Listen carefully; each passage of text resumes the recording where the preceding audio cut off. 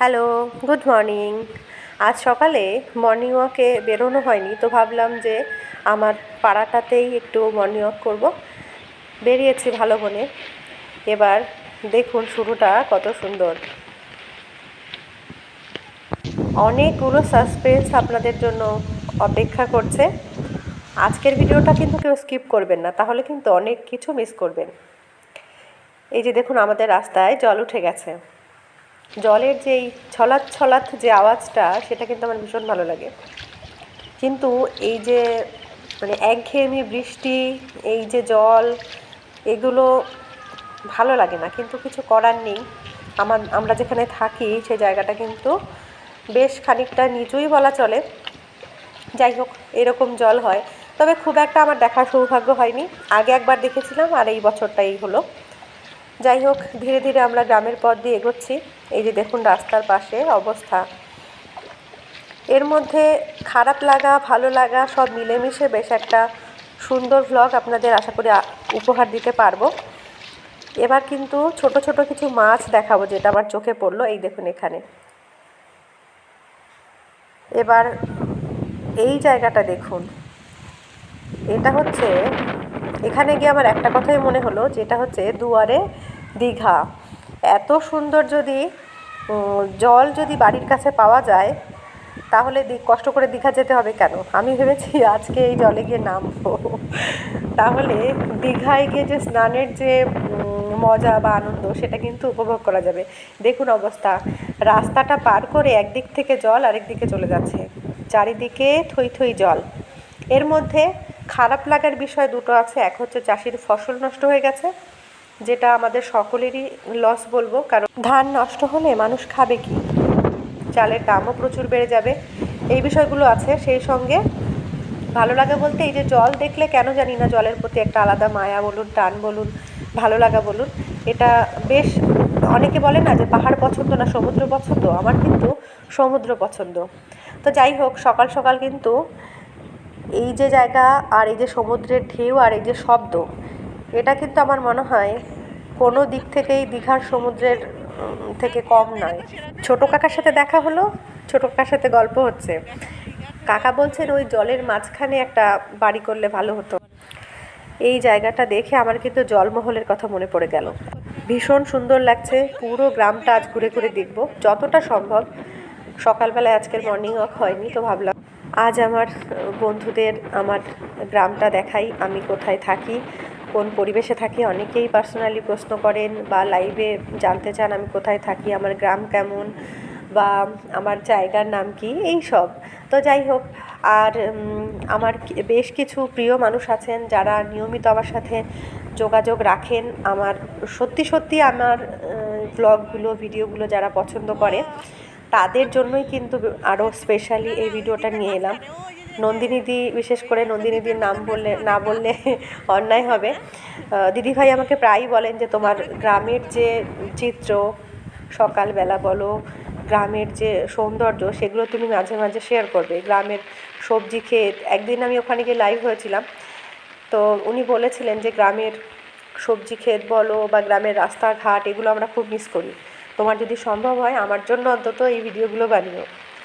তো আজ সকালবেলায় গিয়ে আমার নন্দিনীদির কথাই মনে হলো যে অন্তত ভিডিও বানিয়ে রাখি। পোস্ট করলে শুধুমাত্র নন্দিনীদি না, আরও অনেকেই আছেন যারা আমাকে পছন্দ করেন, আমার ভিডিও দেখেন, ব্লগ দেখেন, তাদের জন্য খুব সুন্দর একটা মনোরম দৃশ্য বা সুন্দর একটা ব্লগ আপনাদেরকে উপহার দিলাম। এইবার দেখুন আকাশের, আসলে প্রকৃতির থেকে সুন্দর আর কিছু হয় না। প্রকৃতি এক এক সময় এক এক রকমভাবে তার সৌন্দর্যর প্রকাশ ঘটায়। এই যে দেখুন আকাশের কালো মেঘ, এর মধ্যেও কিন্তু একটা সৌন্দর্য আছে। আমার কৃষ্ণকলি কবিতাটা মনে পড়ে গেল। কৃষ্ণকলি আমি তারেই বলি, কালো তারে বলে গায়ের লোক। মেঘলা দিনে দেখেছিলাম মাঠে, কালো মেঘের কালো হরিণ চোখ। ঘোমটা মাথায় ছিল না তার মোটে, মুক্ত বেনি পিঠেরে পরে লোটে। কালো, তা সে যতই কালো হোক, দেখেছি তার কালো হরিণ চোখ। ঘন মেঘে আধার হলো দেখে, ডাকতে ছিল শ্যামল দুটি গাই। শ্যামা মেয়ে ব্যস্ত ব্যাকুল পদে কুটির হতে ত্রস্ত এলো তাই। আকাশ পানে হানি যুগল ভুরু শুনলে বারে মেঘের গুরু গুরু। কালো তা সে যতই কালো হোক, দেখেছি তার কালো হরিণী চোখ। পূবে বাতাস এলো হঠাৎ ধেয়ে ধানের খেতে খেলিয়ে গেল ঢেউ।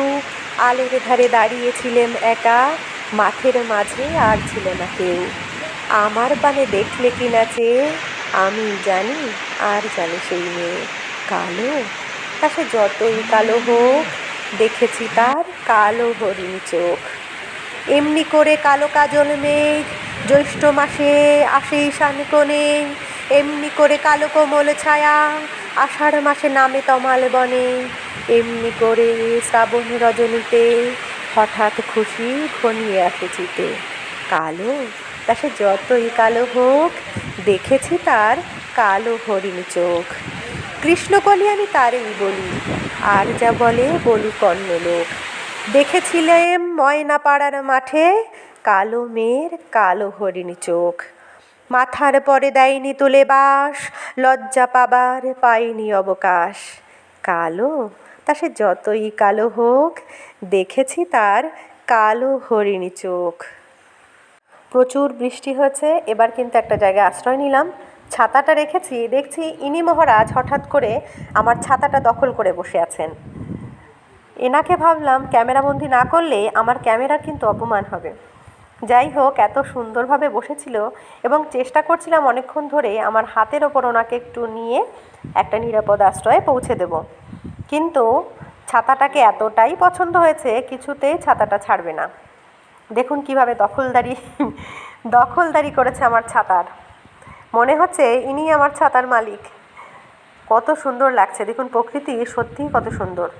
আর সুন্দর সৃষ্টিকর্তার সমস্ত সৃষ্টি, সমস্ত জীবজগৎ, প্রাণীকুল, উদ্ভিদকুল, আকাশ বাতাস, মাঠ ঘাট, বৃষ্টি রৌদ্র, শীত গরম সব মিলেমিশে প্রকৃতির এক অপরূপ রূপ। আর এই যে বিভিন্ন ধরনের জীব, ব্যাঙ যে এত সুন্দর হয়, এই দেখুন একটা পা কিন্তু আমার হাতের ওপরে দিয়েছে, আমাকে একটু ছুঁয়ে চলে গেল। বোঝাতে চাইলো যে কখনো হতাশ হতে নেই, মন থেকে কিছু চাইলে অবশ্যই পাওয়া যায়। যাই হোক, এবার চলে যাব বাড়ির পথে। এখানে এই কাকিমণি আমাকে বলছিলেন, তুমি কোথায় ছিলে, আমি তোমাকে খুঁজছিলাম। আমি জাল পেতেছি, প্রচুর মাছ বেঁধেছে। বললো যে এখন পাচ্ছি, আবার দুপুরবেলায় আসবে। আমি দুপুরে একবার যাওয়ার চেষ্টা করব। যাই হোক, উনি জাল পাচ্ছিলেন, আমি সেই জিনিসটা ক্যামেরাবন্দি করলাম। আর ওনাকে বললাম যে মাছের ভিডিওটা মিস হয়ে গেছে, কিন্তু আপনি একটু সাঁতার কাটতে পারেন। সাঁতার কাটার অনুরোধ করলাম এবং খুব মিষ্টিভাবে দেখুন উনি আমার অনুরোধটা রাখলেন এবং কী সুন্দর সাঁতার কাটছেন দেখুন। এবার চলে এলাম বাড়িতে। বাড়িতে এসে তো চক্ষু ছানা বড়া। এই দেখুন কাঁকড়া, এদিকে পুঁটি মাছ, এর সাথে আরও বেশ কিছু মাছ জালে বেঁধেছে। আমার শ্বশুরমশাই জাল পাতেন, জালে কিন্তু অনেক ধরনের মাছ বেঁধেছে। এই দেখুন প্রচুর মানুষ কিন্তু জলে জাল পেতেছেন এবং এই রকম মাছ পেয়েছেন। Thank you so much for watching.